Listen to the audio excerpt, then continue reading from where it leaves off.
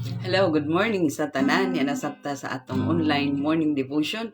Gagaymuon matag sayo sa buntag. O come on, let's start the day right by worshiping our God. Hello, Giselle S. Villanueva Clarin, Cagayan de Oro City, Kabalo ko. Fully awake na ta. 5:30 na. 5:30 na.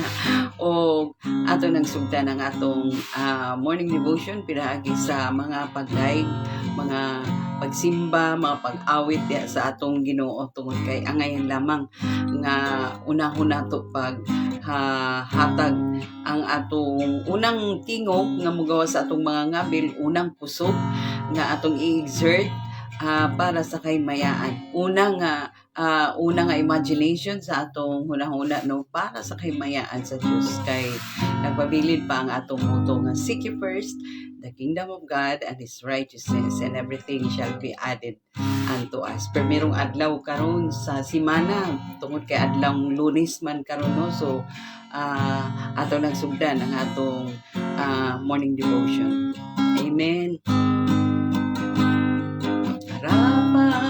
Dapat kang papurihan sa sambahin sa bawat oras at sa habang buhay,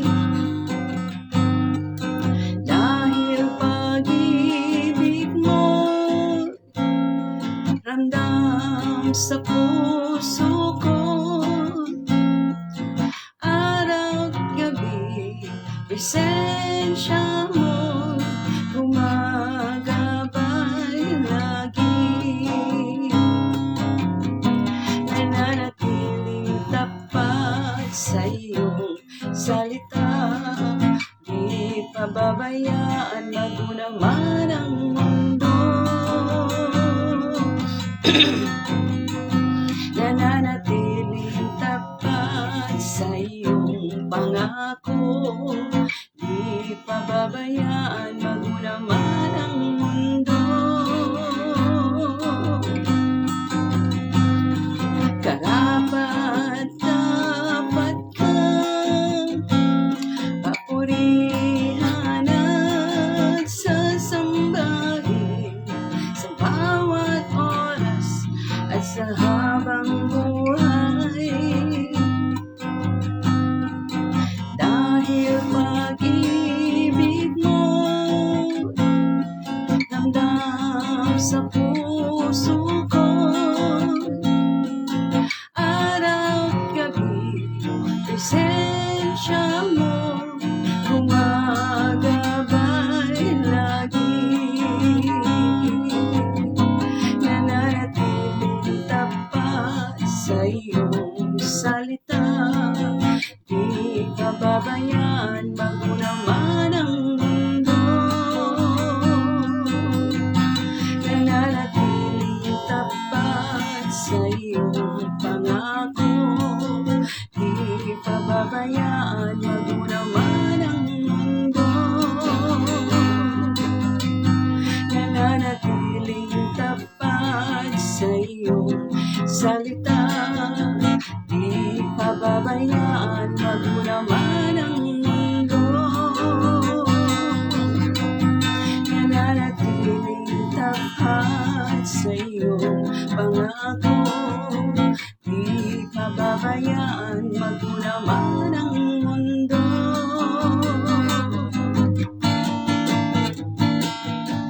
Dapat kang papurihan sa sambahin bawat oras at sa habang buhay, dahil pag-ibig mo ramdam sa puso ko, araw at gabi presensya mo gumagabay lagi, gumagabay lagi, gumagabay lagi. Oh, hallelujah. praise, we give you glory, oh God, we give you honor. Hallelujah, hallelujah, hallelujah. Oh, Jesus, you are worthy. We honor you. Hallelujah, we exalt you. We glorify your name. Hallelujah. Oh, we honor you, Lord. We bless, Lord.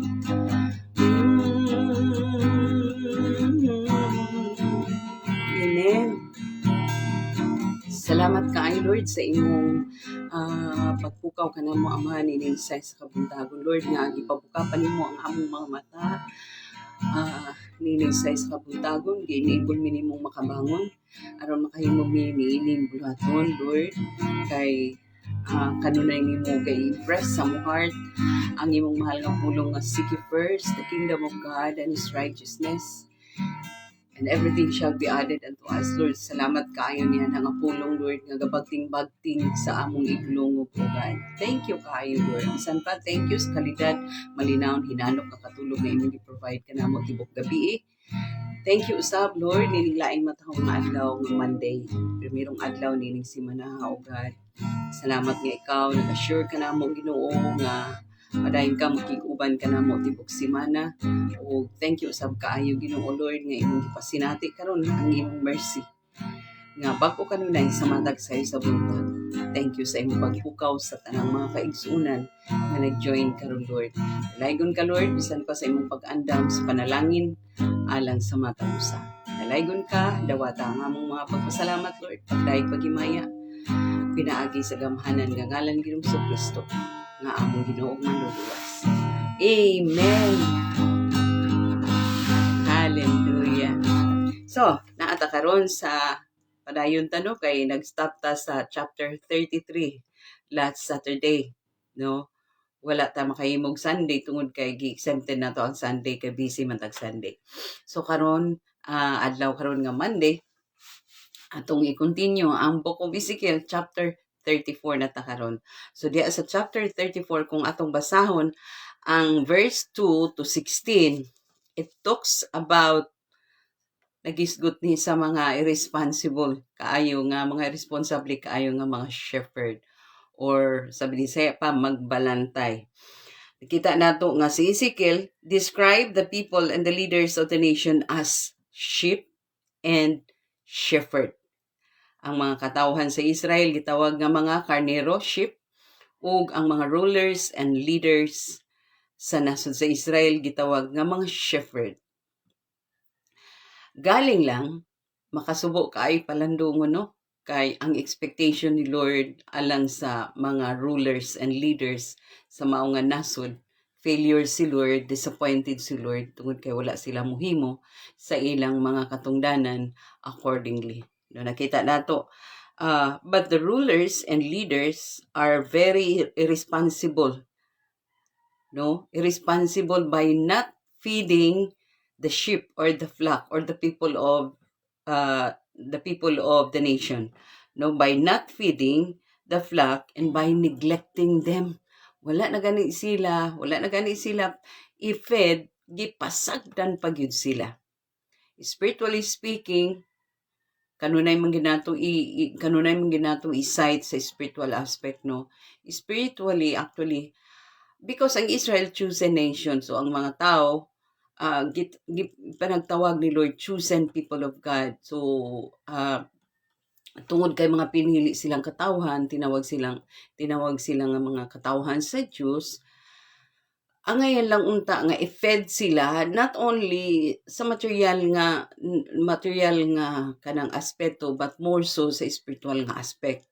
So kay ang mga rulers and leaders gatuon baya sila, no, gatuon sila sa pulong sa Dios, gatuon sila sa mga kabalauran, mga kabalauran ni Moses, no.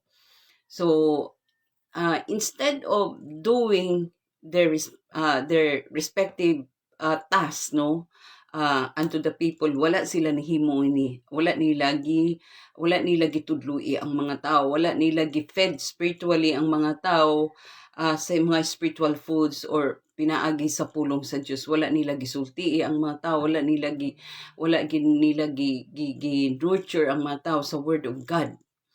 So muna ang Ginoo nga nagtan-aw, nasuko pag-ayo tungod kay nahimo man nga ang mga katawhan sa Israel, nahimo sila nga nangapapag, no, nangapapag sila nga they cannot follow the instruction of the Lord, they cannot obey the instruction of the Lord because kulang sila sa pagmatuto, kulang sila sa pulong sa Diyos, kulang sila sa kanang atiman sa mga rulers and leaders, no?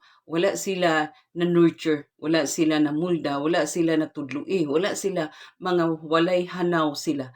Nahimo silang walay hanaw sa kabubuton sa Dios, sa mga plano sa Dios, sa leading sa Ginoo. Wala sila hanaw tungod kay ang gi-expect ni Lord nga mo'y muhimo ani nga mga butanga nga mao ang mga rulers, mga leaders sa nation, wala man muhimo sa ilang mga katungdanan. Munang nasuko si Lord.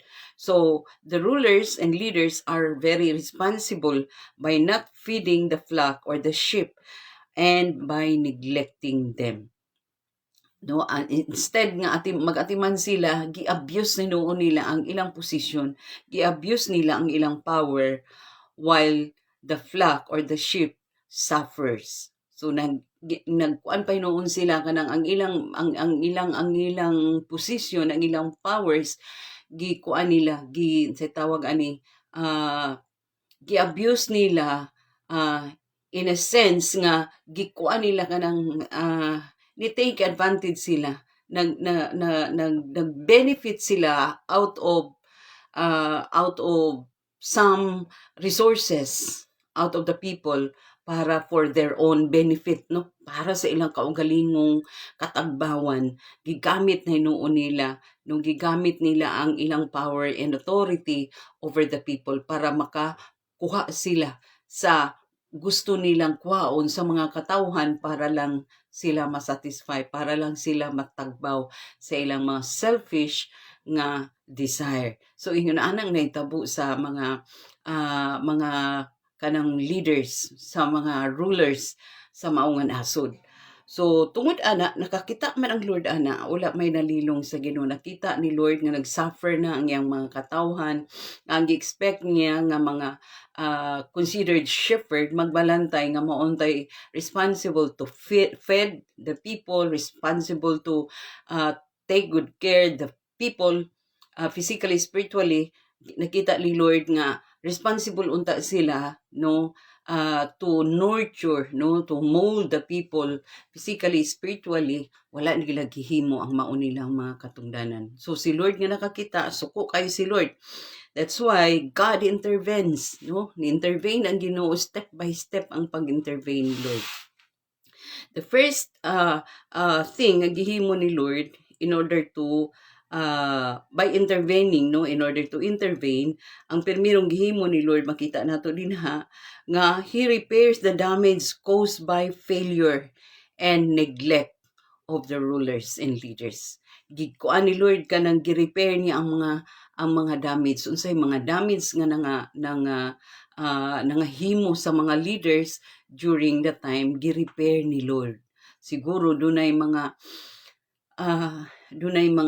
kakulangon, dunay nagmasakiton siguro, no, spiritually, physically, spiritually, dunay nagmasakiton nga mga karniro or mga katawhan sa Dios during the time. Gi-repair ni Lord, giayo ni Lord. Emotionally giayo ni Lord, physically giayo, spiritually giayo ni Lord. God repairs those people and heal them. No, gi-repair, gi-heal ni Lord. And then the second nga gihimo ni Lord is He is seeking the scattered sheep. Gipangita ni Lord ang mga nagtibulaag o nagkatibulaag nga mga sheep or mga karniro. Gipangita ni Lord, no? So God is repairing and healing, and then second, He is seeking the lost sheep. So gipangita ni Lord. Inana ikaduha nga intervention nga gihimo ni Lord. God intervenes step by step. And then third is His gathering all the ships and he feeds them. Gitipok ni Lord ang mga katawhan o ang mga flocks, ang mga karnero, ang mga sheeps or ang mga katawhan si Israel, then iyang gipakaon because God wanted a restoration sa mao nga nasod, no, i-restore ni Lord kay sa pipila na kay gayon nga ga-suffer ang mga kuan sa gubat dinhi, gubat dito, kalisod dinhi, kalisod dito. This time gusto ni Lord i-restore pabalik, no. So God is doing restoration. So mo na siyang ikatulo, God gathers the sheep and he feeds them. And then fourth is God is ensuring their security. Gi-ensure ni Lord intact, no, siguro gikural ni Lord, gi-fence ni Lord ang mga karnero para nga safety sila.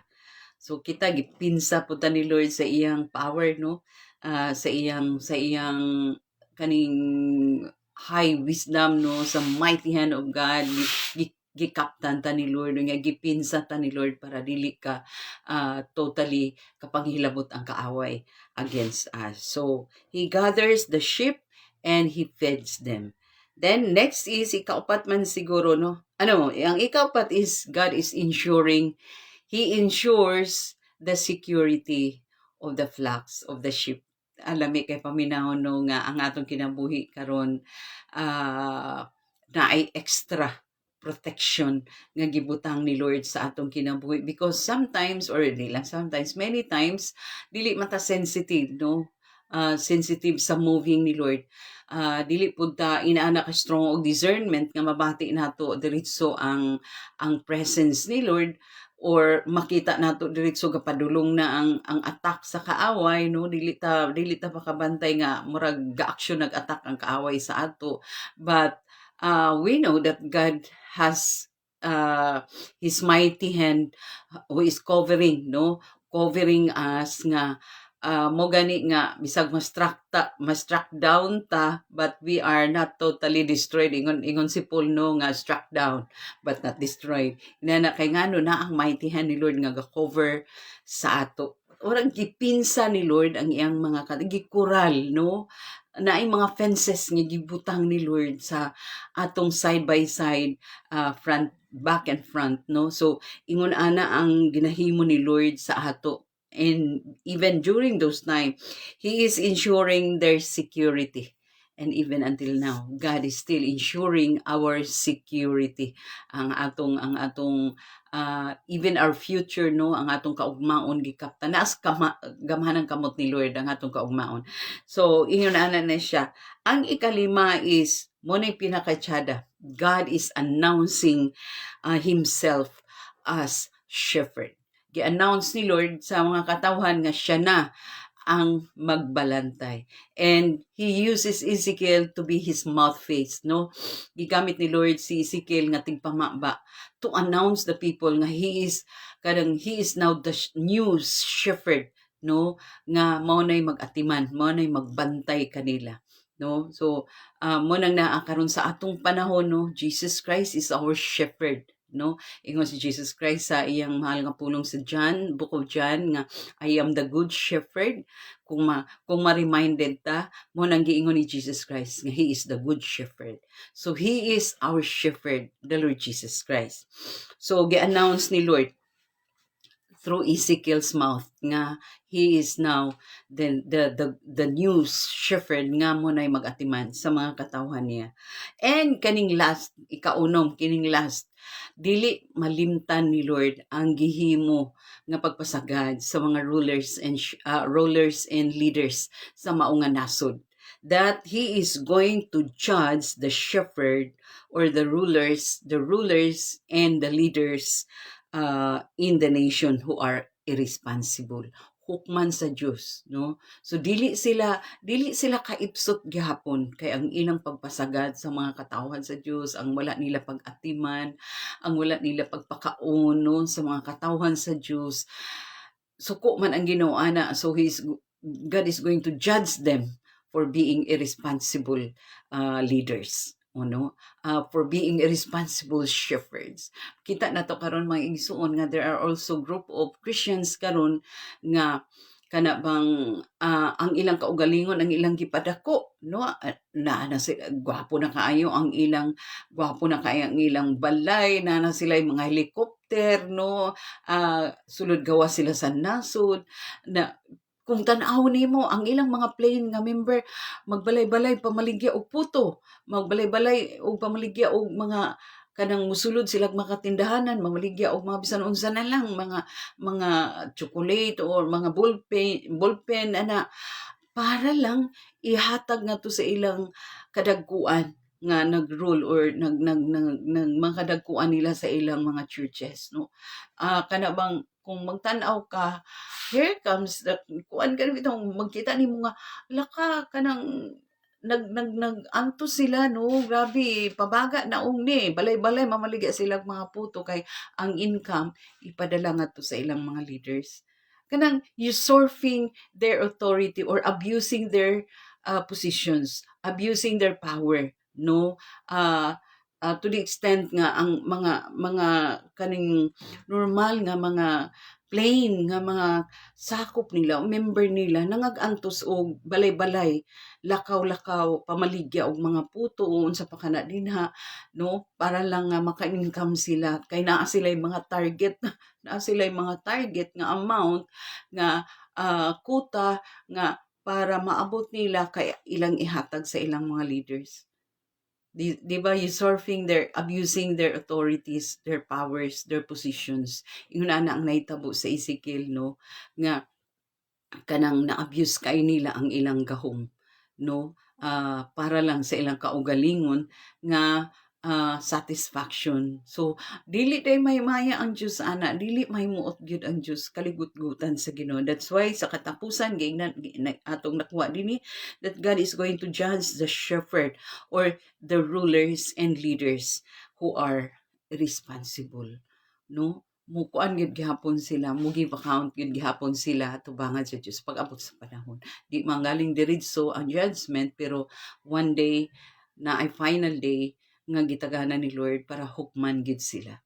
Amen. So man ang mga butang nga atong nakita dinhi kung atong basahon ang verse 2 to 16 nga gikutlo nato diha sa chapter 34 sa book of Ezekiel. Una nga intervention una nga intervention nga gihimo ni Lord step by step is He is repairing the damage caused by the failure and neglect of the leaders and rulers. The second is God is seeking the scattered sheep. Pangita ni Lord ang mga nagtibulaag nga mga karnero. And then third is he is gathering them and feed them. Ikaapat, he is ensuring their security. Dili insecurity. God ensures their security. No, siguro gipinsa ni Lord, gikural ni Lord para wala na yung makapanghilabot nga mga kaaway. And then ang fifth is God is announcing himself through the mouth of Ezekiel that he is now the new shepherd of the flock. And ang katapusan is dili gyud makaipsot ang mga leaders and rulers because God is going to judge the rulers and leaders nga gi-expect niya ang shepherd that will shepherd his flocks nga mga irresponsible who are irresponsible, no, that God is going to judge the shepherd who are irresponsible, not doing his will, no, his perfect will. Amen. Naot nga natin nakutlo karon no sa mubo nga atong gitakol nga chapter 34 sa book of Ezekiel nga gibasa nato from verse 2 to 16 o gikutlo nato ang mga important points no diha sa verse 2 paingon sa 16. Amen. Taas kaayo ang mao nga chapter kay it has 31 verses ang mao nga chapter 32. So, hinat nga natin nakutlo karon nga sa atong gihisgutan og mag-ampo ta labing balaan gamhanan may gugmaon lang ito na mga amahan nagapasalamat gid kay kami Lord sa makanunayon nimo consistently guiding us, Lord, empowering us, Lord, every day, Lord. Labi na kay ang mga kaigsuunan, manarbaho, eskwela, madto sa ilang tagsa-tagsa ka mga opisina, mga kaigsuunan namo nga mga teacher, maghandol og mga classroom, Ginoo nga daghan kay klaseng kabataan, nga handulon, Lord. Nagkinahanglan gid sila, Lord, sa imong intervention. Nagkinahanglan sila, Lord, sa imong guidance, sa imong direction. Nagkinahanglan sila sa strength nimo, nagkinahanglan sila sa tabang nimo, Lord. Kay kung wala ka, maglisod sila, O God. Busa, thank you kaayo Ginoo, Lord, nga extend mo ang imong gamhanang kamot, magapandong kanila karon ug magatabon kanila aron walay mga buhat sa kaaway nga malampuson against them, Lord. O salamat kaayong tagaan mo sila kahagkap, kagaan sa lawas, Ginoo, tagaan mo sila, Ginoo, wisdom nga mamanage sa ilang trabaho, tagsa-tagsa nila nga mga trabaho. Bisan pag gani sa mga kaigsuunan namo, Lord, nga naay mga business. Sa gihapon among gi-pray, Lord, nga padayon ka magpaasenso sa ilang mga negosyo. Dalaygon ka gid, Lord, sa walay katapusan naman, dawata nga among mga pagpasalamat, Lord, mga pagdahig pagimaya pinaagi sa gamhanan nga ang ngalan Ginoong Kristo nga among Ginoo ug maluluwas. Amen. God bless us all until next morning.